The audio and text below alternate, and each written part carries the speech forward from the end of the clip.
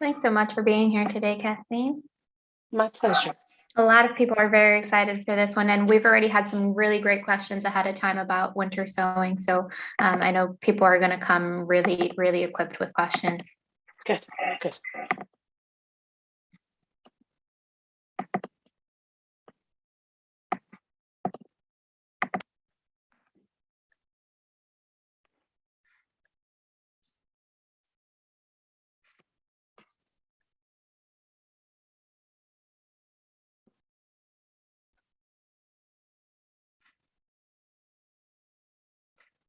Hi, everyone. Thank you for joining us today. Thank you for your patience.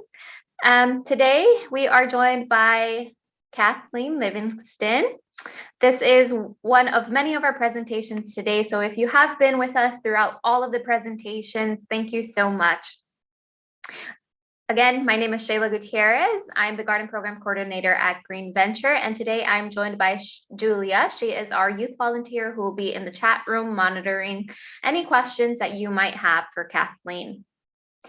A few housekeeping items for those of you that might just be joining us today. Mics are turned off, so if you can just take a few seconds to make sure that your mic is turned off so that we can ensure the sound quality for today's session.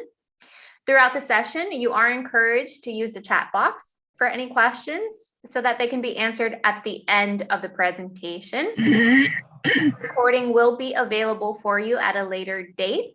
And if for some reason we disconnect because technology is against us, you will be placed in the waiting room and we will be right back shortly, but so far so good.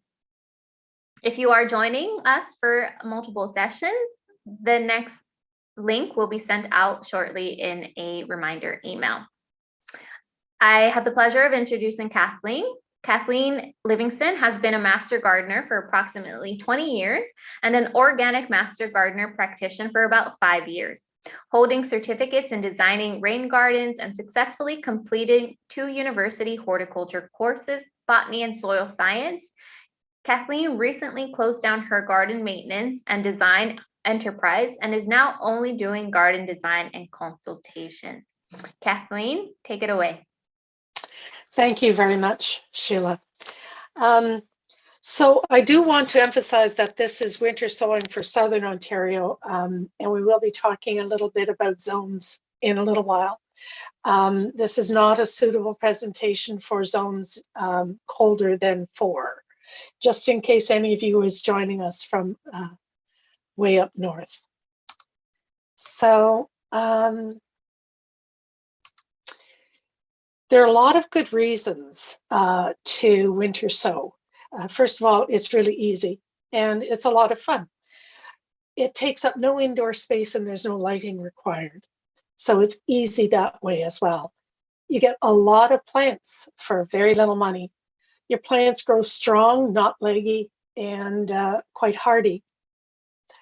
The little greenhouses protect the seeds from wind and rain and from predation by squirrels and birds and mice. Your plants, once grown, are ready to plant in the soil whenever the soil is warm. There's no hardening off required. In effect, Mother Nature does all the work, which is a really good deal for we gardeners. So Sheila has given you a quick background of why I'm the person giving this presentation today. I am also a member of the Crown Point Garden Club and the Halton Master Gardeners. And so the Master Gardeners organization, the Ontario Master Gardeners, it requires an ongoing commitment to continuing education. And so again and again, throughout the course of every year, I, like other Master Gardeners, pursue continuing education courses in horticulture. So I hope that with all of this, I have something to impart that will be of interest to you and reliable information as well. So a definition is always a good place to start. And winter sowing is a method of starting seeds in the winter outdoors. And it involves sowing seeds in a miniature greenhouse of sorts that is then left outside all winter, resulting in spring germination. It's done with seeds that require a period of cold stratification. The method takes advantage of natural temperatures rather than artificially refrigerating seeds, and it's quite successful in most hardiness zones. Now, the exceptions would be in those hardiness zones where there is no cold in the winter, when it does not produce an extended freezing sub-zero temperature for several weeks. Cold stratification does take several weeks. So you wouldn't try this in southern Georgia, for instance. I want to talk a little bit about zones because they are quite important for any of us who undertake gardening wherever we are. There are different maps for growing zones between Canada and the US. This image that is up on your screen now is Canada's, obviously. I wish I could tell you that it's one of the better ones. It's not. I haven't been able to find a good map for Canada's growing zones that provides any kind of detail that might be useful. But just in broad strokes, if you follow my cursor, you can see this is Toronto down here. And based on the colors on this gradient, we are, Hamilton is probably in 6A, 6B, 5, that sort of range in here. And then way down here in Windsor is probably a 7A. And then 7A out on the West Coast as well.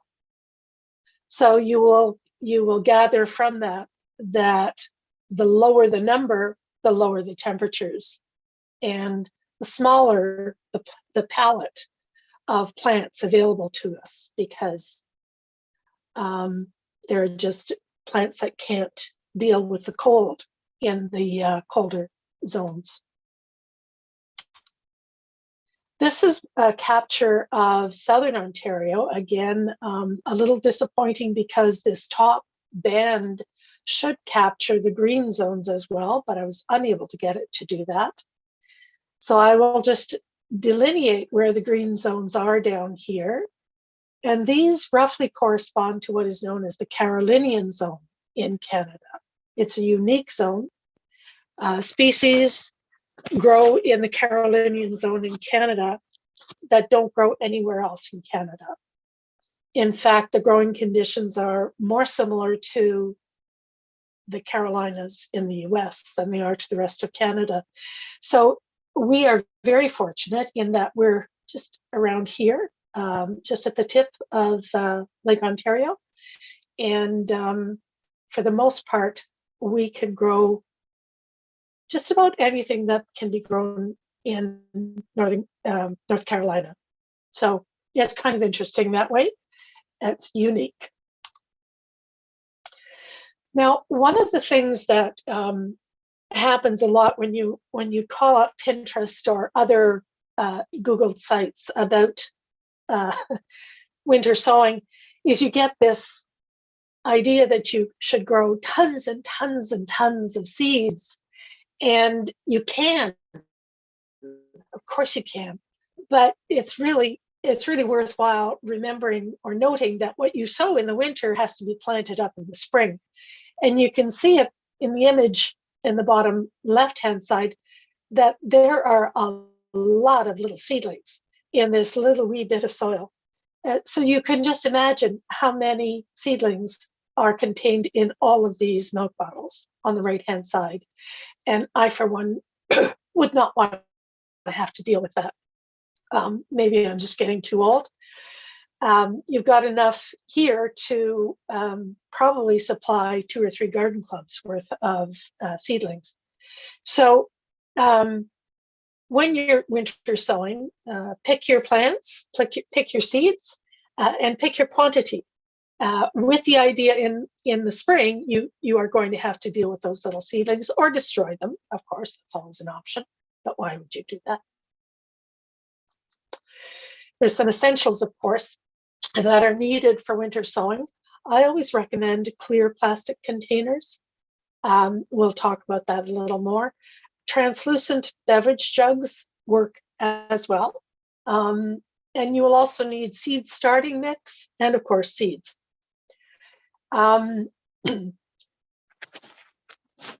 One of the things, of course, that is kind of interesting about winter sowing is that you can harvest the seeds in your own garden or your mother's garden or your neighbor's garden and propagate from those seeds.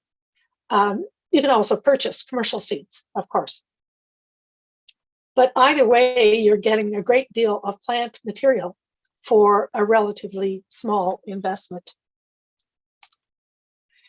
So step number 1 is working with the sterile seed starting mix. I really do recommend that you put the investment into, a very small investment, into buying sterile seed starting mix. There are a couple of reasons for this. First of all, because it has a uniform wetting capacity. It's designed to do that. And of course, if you're bringing garden soil into your winter sowing containers, you risk bringing pathogens, pests, and seeds that you don't want, weed seeds. So the sterile seed starting mix is really the way to go to ensure your success in winter sowing. It should be wetted so that it is sponge-like. As you can see in the image on the right, it holds a clot. It isn't wringing wet, but it does hold a clot. And that makes it easy to work with and will hold on to the seed. Preparing the containers is a pretty simple business. You have to make sure it has good drainage. And so you want to, in one way or another, melt or drill or however, small holes in the bottom of your containers. And at the lowest point of the bottom of your containers. Putting holes in the center of this would not drain the vessel. The water will find its lowest level on the outer rim. So that's where the holes should be. The holes should be small in order to avoid losing the soil or the seed. So it's just enough to allow any excess water to drain away.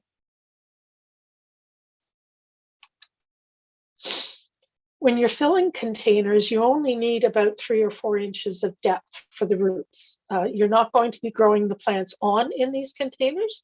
You want sufficient soil or mix to provide the moisture needed and the stability for the root system that will develop. It's not much of a root system before you plant them up, but it does require some space. So where you have a tall vessel like this, there's no need to fill it. If you put it about halfway or so, that will give the roots enough soil. It will retain moisture sufficiently, and your plants will be happy. Excuse me. It's also a good idea to smooth the surface of the soil once you have filled the container to the level that you're happy with. It'll help you to it helps to create a uniform sowing. To have a smooth surface.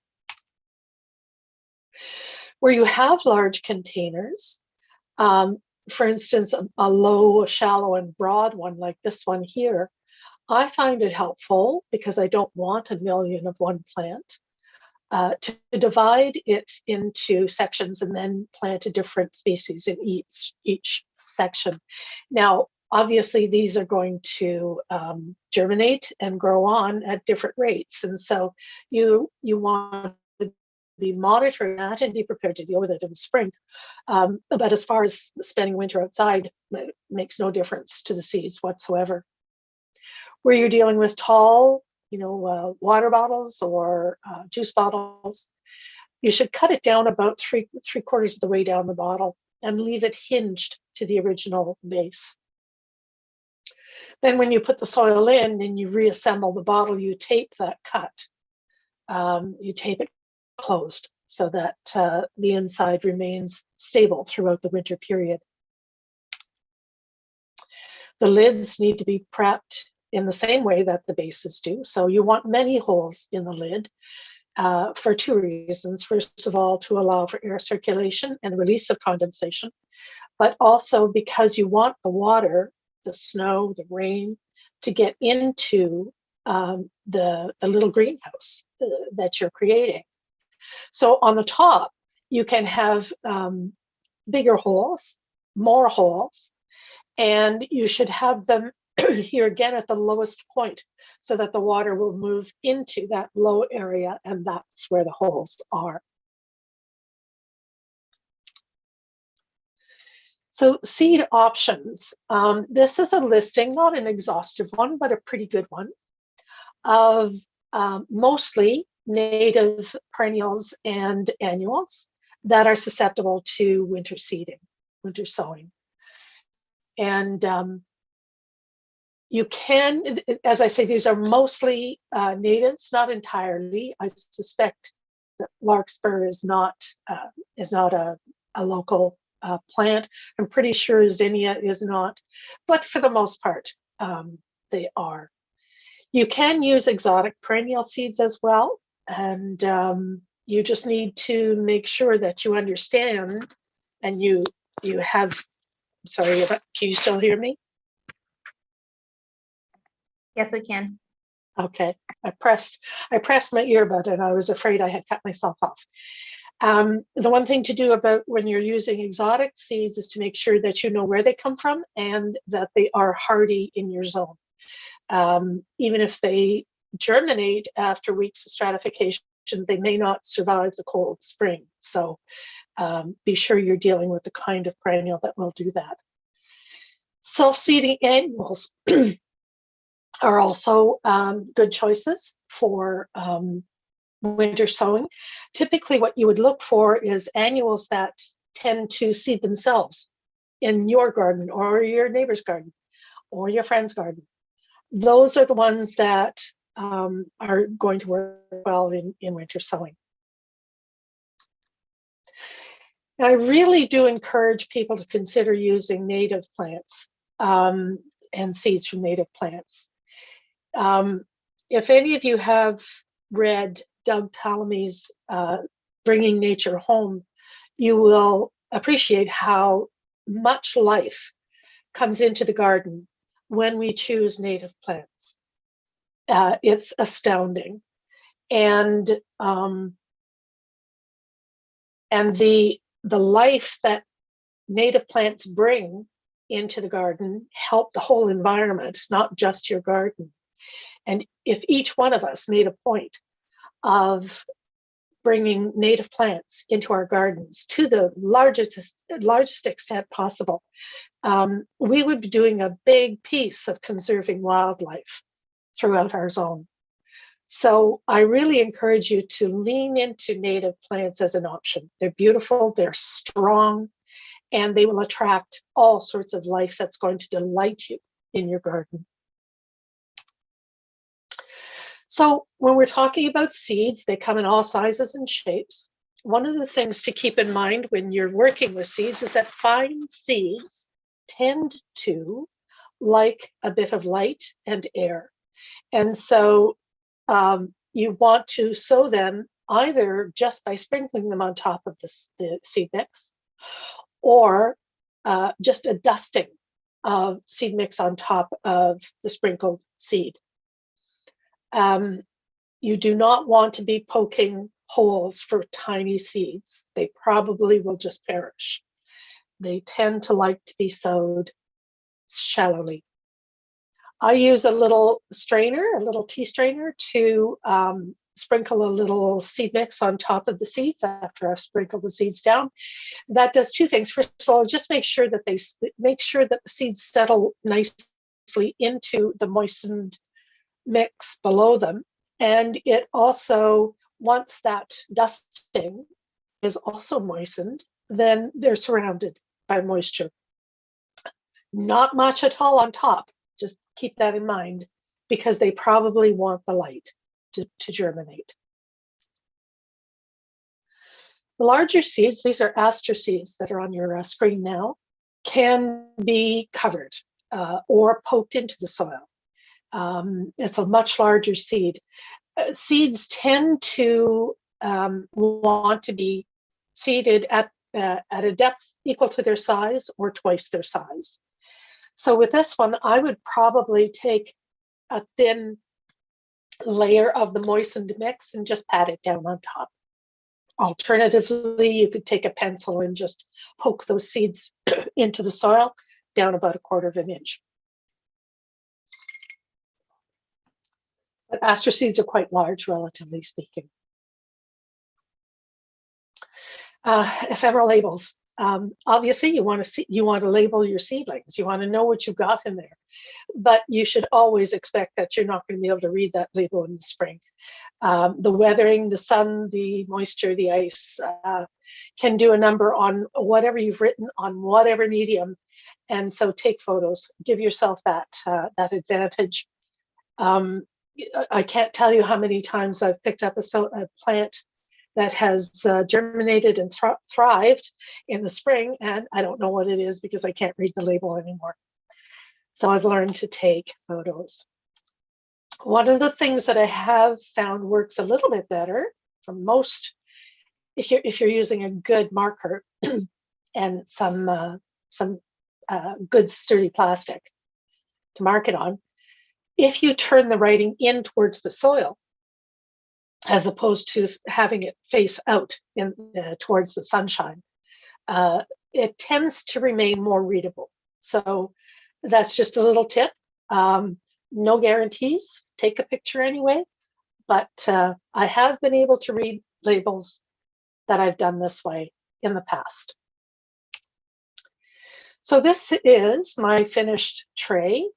This was a demonstration project, obviously, and so it wasn't intended to do a lot of seeds, but I did select the ones I love and that I'm hoping to increase in my garden. The other thing that happens, of course, is when people collaborate to sow winter seeds, is there's a fair deal of plant swapping that goes on in the spring, which is always delightful. So your neighbors, if your neighbors are interested in gardening, you might want to just, each of you take 3 different kinds of seeds, and then you've got 6 different kinds of plants between you. The other thing that happens a lot is that when you belong to a horticultural society or a garden club or something like that, you can propagate a lot of plants this way that then become a means of not just plant swaps, but perhaps fundraising for your garden club. So after you've got your tray all set up and you've got your plants ready or your containers ready to go, the received wisdom around siting is that you should put your little greenhouses into full sun. And I have had very little success when I do that. So I'm going to argue with the experts and say a northeast exposure is my best success. I have found that the eastern sun in the early spring months is sufficient to generate propagation without drying out the medium very quickly. So of course the balance there is that the heat of the sun will cause the moisture in the soil to dissipate very quickly. So you want to find a balance between enough sun to keep the plant healthy, but you don't want it drying out in a matter of hours because there's no way to maintain enough vigilance in those small greenhouses to be sure that they haven't dried out. And drying out is fatal, 100% fatal. So come spring, when the sun starts to come up earlier and is stronger, this is when you want to start monitoring the condensation, the moisture in your little greenhouses. And that moisture is visible through condensation, sometimes through the color of the medium that you have planted into. And of course, once your plant begins to mature, it will take more moisture out of the soil. So it's a balance between what the sun is sapping the moisture out, what the plant is taking out, and how deep and how large your vessel is. But this is when it gets tricky, and not much tricky, but a northeast exposure is going to give you a little bit of wiggle room. A southern exposure will give you none. A southern exposure will fry your plants very quickly if you're not Johnny on the spot, making sure that moisture is clear. And once it gets hot inside those little greenhouses, you simply have to lift the lid because the other thing that happens is they simply bake. The plants get too hot in a hot sun. So what does a plant look like when it first comes out? Well, the cotyledon leaves are these two little leaves that poke out of the seed in the first instance. This is the first germination. They're called cotyledons. And the true leaves come out afterwards. So these two would be cotyledons, and these two would be the true leaves. Once these true leaves develop, then the plant starts to need more water and nutrient. It's a hungry plant once it starts developing its true leaves. At this stage, it's still not feeding much at all. And all it really needs is moisture. And that's about what you need to know to be successful at winter sowing. It's a simple, easy, and fun way to increase the plants that you love in your garden, try new things, and share your bounty with others. I'd be happy to take questions. Thanks, Kathleen. As I mentioned earlier on throughout the presentations, we had some questions that referenced winter sowing. So I'm not surprised that we have some great questions in the chat. So the first one to get started is, would a sterile potting mix work also for winter sowing? Yes, it would. The one issue with respect to a potting mix is it's heavier, and that might not be great for very tiny seeds. But if you don't pack it down, if you moisten it well, but without packing it down, it's probably going to be okay. I use starter seed mix just because it's lighter and I don't have to worry about that. But there's no reason not to expect that potting soil would, as long as it's well handled. Could you winter sow calendula? Absolutely. Yes, calendula is very susceptible to winter sowing. Awesome. And what is the advantage of winter sowing in a container rather than direct sowing in the garden in winter? The same process occurs. So, your seed still gets stratified, and it, in all likelihood, will still germinate.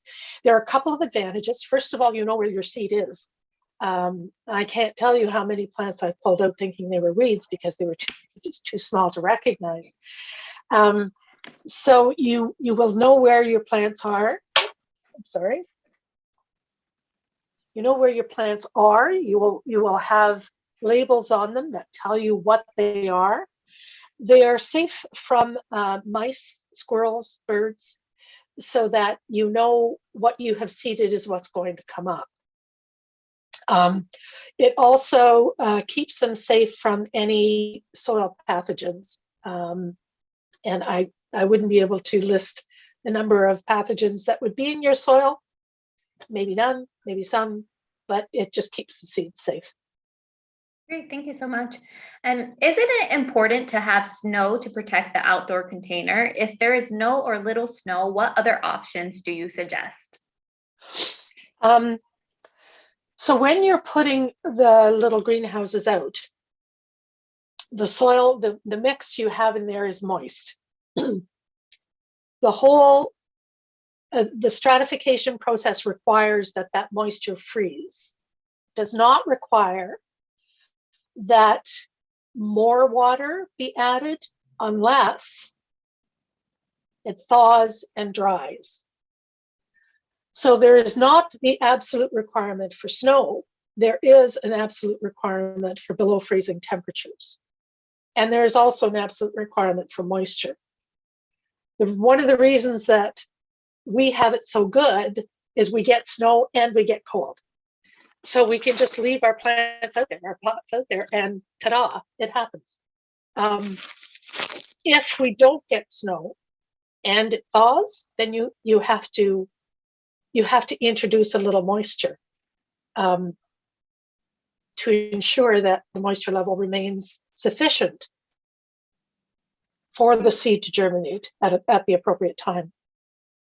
If it does not get 3 to 6 weeks of below freezing, it's probably not going to germinate anyway. Does that answer the question? Yeah, thank you. Is there a place to find out which seeds need to be stratified? And is there still time for winter sowing? There is still time. Yes, you still have 3 to 4, maybe even 5 weeks of freezing temperatures to look forward to. There are botanical books, scholarly books that will give you very detailed information. And I wish I could give you the title of one I've used. I don't know it. Can't remember it.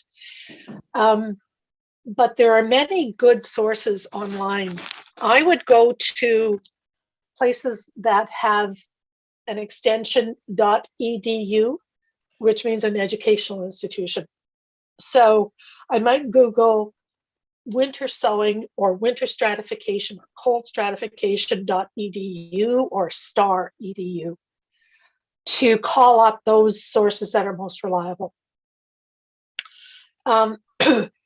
Some just, pedestrian gardening sites have pretty good lists of good seeds for winter sowing. The list is pretty long, and if you see it growing in your neighborhood, and if it's a perennial or a self-seeding annual, it'll probably work. Thank you. So we do have some questions about the logistics of setting up those greenhouses. So if you use the clear water bottles for greenhouses, do you put lids on it? Should you be digging it into the ground or just placing it on the bare ground? Or are the plant containers, are they put into the ground? Typically not, no. I don't see any real problem in doing that, in burying them as long as the light can reach the seedling when it germinates. So you wouldn't want to bury the container deeper than the level of soil in the container. Does that make sense? There's no need to bury the container. It has what it needs, and it can just sit on the soil surface, or as mine did, on a tray on my front deck. I'm sorry, I've forgotten the rest of this content of that question. Yeah, so when you're setting up the containers for the greenhouses, is it necessary to put lids on them? If the container has a very wide aperture, you should put a lid on it, but poke lots of holes into it. If it's like a juice jug or a milk jug, you can just leave that open. There needs to be an escape hatch for the heat and for the excess condensation. So there has to be something open at the top for that to happen. And how would you go about protecting the mini greenhouses from the weight of snow, or let's say when it's not really cold, could you put it in a garage? And from the elements like wind, how would you be able to do that? There's not a lot of need to protect these little guys. They're, first of all, they're weighted because they've got soil on the bottom. So they don't get blown around a lot. Even in a northern exposure, mine never get blown around a lot. If you're worried about that, certainly you could put them in an unheated garage. You do not want to expose the greenhouses, the little bottles, to heat, to a heated room. So they're pretty self-reliant. The whole ethos behind winter sowing in this fashion is it's carefree. And because it's so low cost, losses are not tragic. It's not like you go out and buy a $30 plant at the greenhouse and then it doesn't thrive. You're dealing with very young plants at a very low cost. And so any losses can just be considered the school of hard knocks without great tragedy. That's great. And then, so we have a few questions about vegetables. So is there any vegetables that can be winter sowed? Do they need to be winter sowed? Is there ones that are particularly very well for winter sowing? Like, for example, someone has seeing posts that suggest that plants like tomatoes might do well in winter sowing. So have you tried any? Tomatoes are not a good choice for winter sowing. They tend to be fairly cold, vulnerable, and so they would germinate. They might survive the winter, and probably would, but they would germinate at a time when you can't protect them from the spring cold. Tomatoes are hot weather plants, so you're much better to start with tomatoes and all that nightshade family indoors. If you want to do vegetables, then you would be looking at cabbages, kohlrabi, Brussels sprouts, kale, leeks, those vegetables that tend to like broccoli, that tend to like cooler temperatures. They would be good choices for winter sowing. Right. So alliums as well. Alliums. Alliums, would alliums be able Alliums. to be winter? Oh, alliums. Yes. Yes. Yeah. So excuse me. Alliums and onions, garlic. Yes. Great. Is there any more questions in the chat?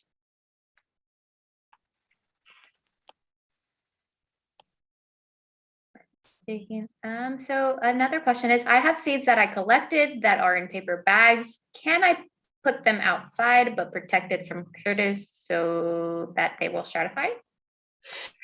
Depends on what kind of seeds they are. But you still have time to do that if they are susceptible to winter sowing. If they need stratification, then yes. Great. I think that's it for questions. So thank you very much, Kathleen, for this wonderful and informative presentation. Thank you all for joining us today. As a reminder, I will send a follow-up email with some resources that Kathleen will provide to us. And we encourage all attendees interested in winter sowing or native plants to join the Native Plant Club by Green Venture. The registration is open for that. And to sign up to be a pollinator pal, where you can get access to resources like seeds of native plants and continue to learn how we can make a great impact in our yards. So thank you all very much. And thank you, Kathleen, for your time. Thank you, Sheila. Goodbye. Can you put the link in the chat? Yeah, yes, I can do that. Thank you. And it will be in the follow-up emails as well.